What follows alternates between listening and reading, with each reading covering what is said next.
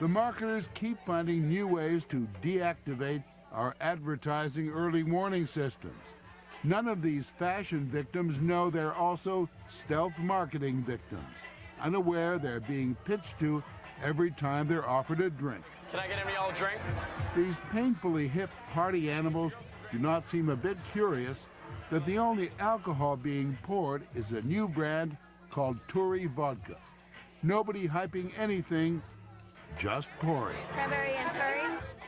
If you'd put up a sign, a big banner saying, Tory Vodka welcomes you, try our delicious new product. Absolutely not happening. Turn off. Absolutely not happening. They don't want to be pitched to. They have no interest in having someone sell them. David Elias, CEO of a marketing company called Soul Cool, ran the vodka operation. He's the man to go to if you want to influence the choices of that fickle, unpredictable 20-something demographic. He made a deal with the hottest club in town to push only Tory Vodka at this party, hoping to start a vodka buzz. It's called viral marketing, as in virus. Somebody tells 2 friends, who then tell 4 friends, and so on, until the infection takes hold.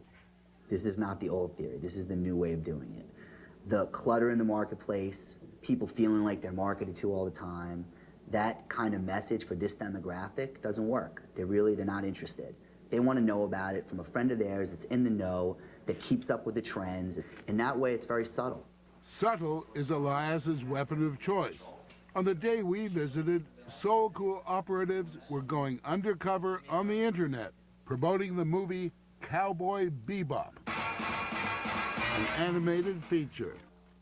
If you've never heard of Cowboy Bebop, shows what you know. And they're totally talking about Cowboy Bebop right now. Yeah. They're extremely into it, yeah. Soul Cool employees, all of them barely in their 20s, boost the promotion by flooding internet chat rooms and message boards with rave reviews for the movie.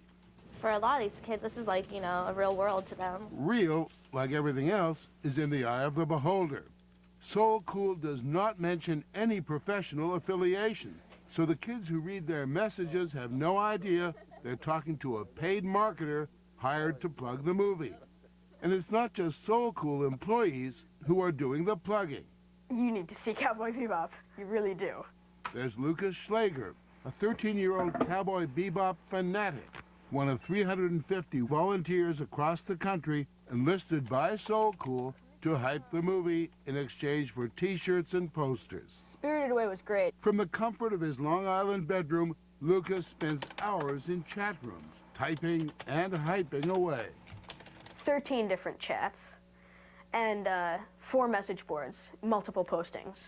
And I would just, you know, completely tell everything about this movie and just get people to go see it. Lucas sometimes mentions Soul Cool in his chats, but often he doesn't. The other person has no idea he's dealing with a marketer. Well, in this case, I don't really consider this person a marketer. I consider What is he? I consider this person a fan of the project that he's interested in.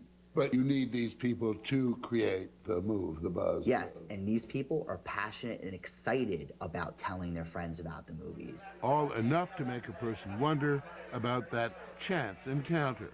Excuse me, do you gentlemen have a light? Is she suggesting some passion and excitement? Or does she just want a light? Or is she selling something? What do you normally smoke? She's selling something. The goal here is to be sitting at the bar, you have your package of cigarettes on the table, they're open, they look full, and you're really waiting for someone to come up to you and bum a cigarette. When a company called Freedom Tobacco wanted to market Legal, their new brand of cigarettes, they didn't have a big budget. So they did what a lot of companies are doing lately. They went undercover. They have the recessed filter. Really? And they're pretty good. Undercover is where you'd expect to find cigarettes and smokers these days. But there's a whole host of wholesome household names stalking you. Sure.